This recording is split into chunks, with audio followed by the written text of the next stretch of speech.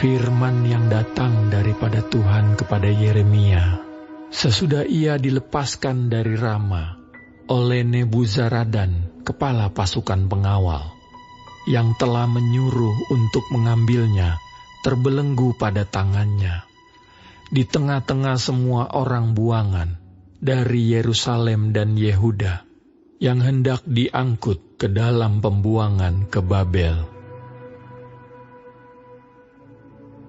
Kepala pasukan pengawal itu telah mengambil Yeremia dan berkata kepadanya, Tuhan Allahmu telah mengancamkan malapetaka ini atas tempat ini, dan ia telah melaksanakannya. Tuhan telah melakukan apa yang diancamkannya, oleh karena kamu telah berdosa kepada Tuhan dan tidak mendengarkan suaranya, sehingga terjadilah hal ini kepada kamu.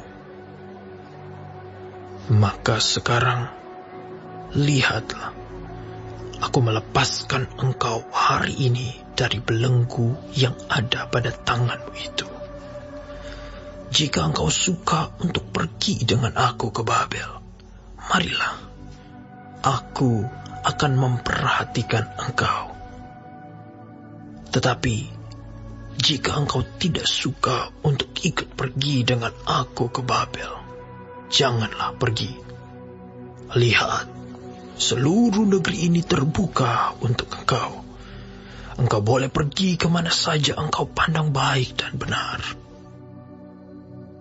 Engkau boleh kembali kepada Gedalia bin Ahikam bin Safan, yang telah diangkat oleh Raja Babel atas kota-kota Yehuda, dan tinggallah bersama-sama dia di tengah-tengah rakyat. Atau kemana saja engkau pandang benar, pergilah ke situ. Lalu kepala pasukan pengawal itu memberikan kepadanya bekal makanan dan suatu hadiah. Kemudian melepas dia pergi. Jadi pergilah Yeremia kepada Gedalia bin Ahikam di Mispa, dan diam bersama-sama dengan dia di tengah-tengah rakyat yang masih tinggal di negeri itu.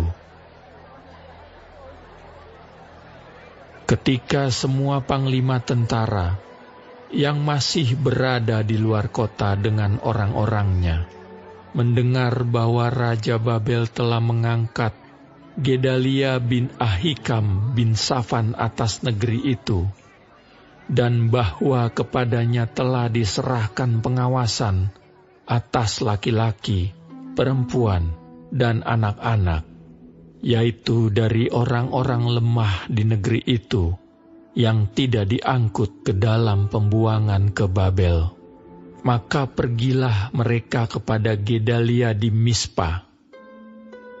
Mereka ialah Ismael bin Netanya, Yohanan bin Kareah, Seraya bin Tanhumet, anak-anak Efai orang Netofa itu, dan Yezanya, anak orang Maaka, bersama dengan anak buahnya. Lalu bersumpahlah Gedalia bin Ahikam bin Safan kepada mereka dengan anak buah mereka. Janganlah kamu takut untuk takluk kepada orang-orang Kasdim itu. Tinggallah di negeri ini dan takluklah kepada Raja Babel, maka keadaanmu akan menjadi baik.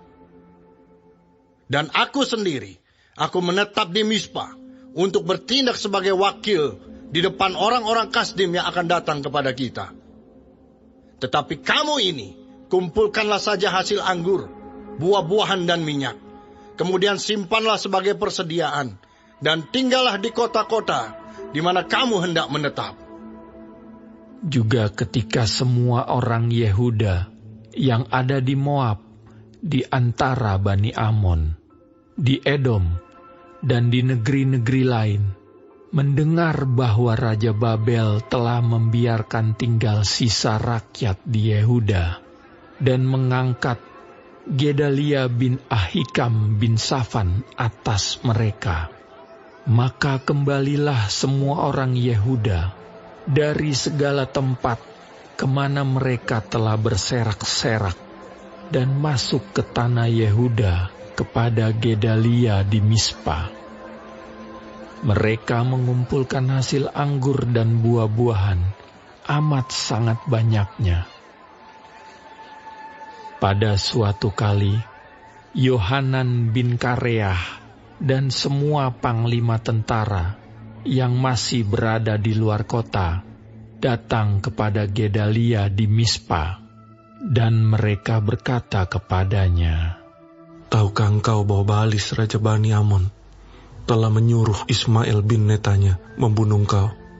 Tetapi Gedalia bin Ahikam tidak percaya kepada mereka.